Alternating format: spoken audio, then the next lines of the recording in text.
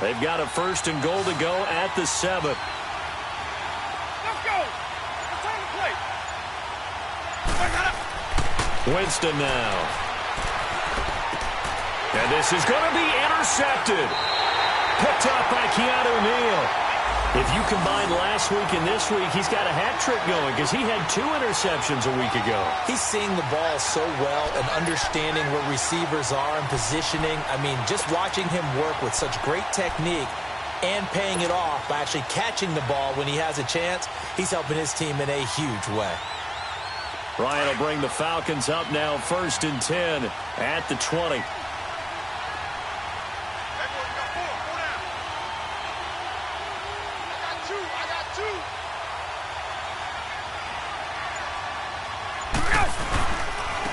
They'll run for the first time with Devontae Freeman. And he is met at the line of scrimmage, and he goes down right there. And a tackle there by Quan Alexander. All right, quick observation, Brandon, because early on in this game, I'm seeing linebackers playing with their noses close to the line of scrimmage. And my guess is the wheels are turning on that other sideline. As a play caller, you're filing that away right now, aren't you? Yeah, you're trying to find that opportunity later on when you can play action them or stick something to them between the 2nd and the 3rd level. Now Ryan on 2nd down. Able to get away. And he hits his running back, Tevin Coleman. Now a loose football. Coleman lost it, and the Buccaneers have it.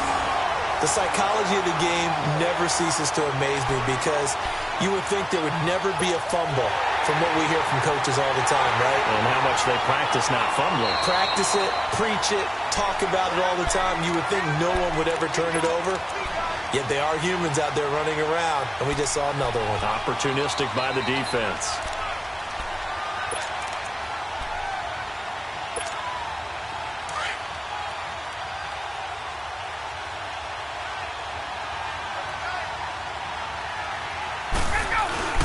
Following the fumble recovery, it's Ryan.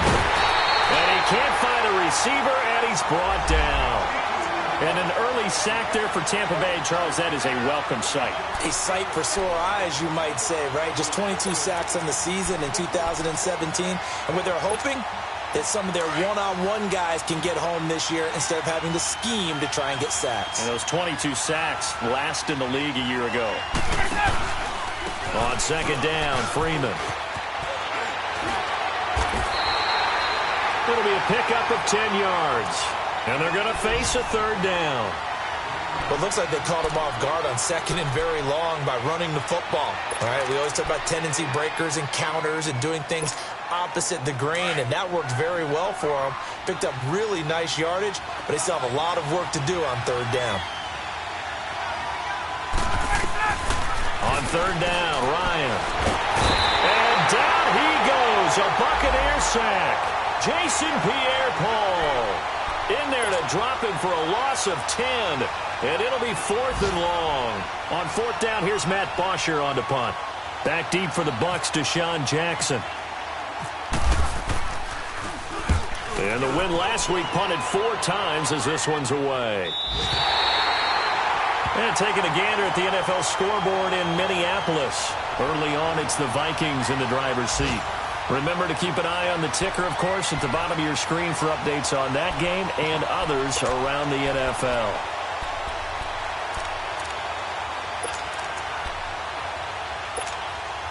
Winston and the Bucs take over now, 1st and 10, just shy of the 30. Ready. Blue lady. They'll start the drive with a carry by Jones. And able to stay on his feet past the 30 to about the 33-yard line. And give him 4 yards there. It'll be 2nd and 6. I call that play a success. A nice inside run sets up a very manageable 2nd down. A very solid gain on that play. Ready. Blue lady.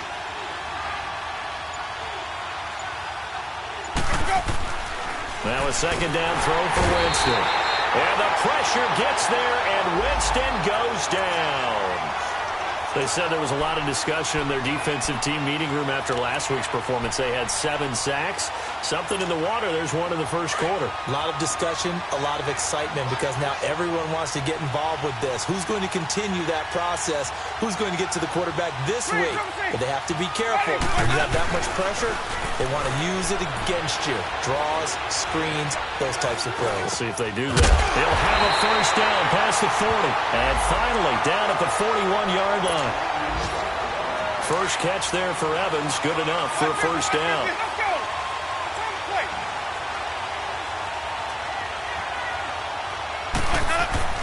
A first down throw for Winston. Looking for Evans, and it's intercepted. Picked up by Robert Alford. And the return comes to a halt right at the 44-yard line.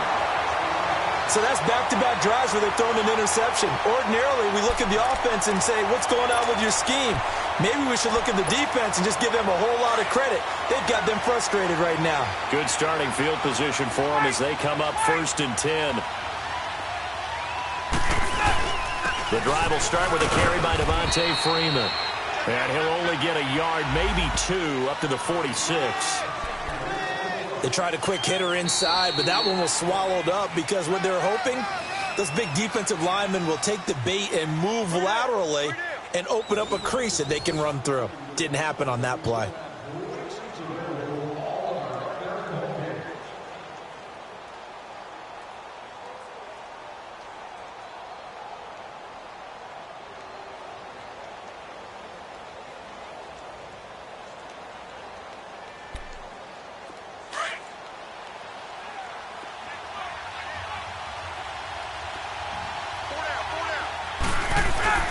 Off the play fake to Freeman. It's Ryan.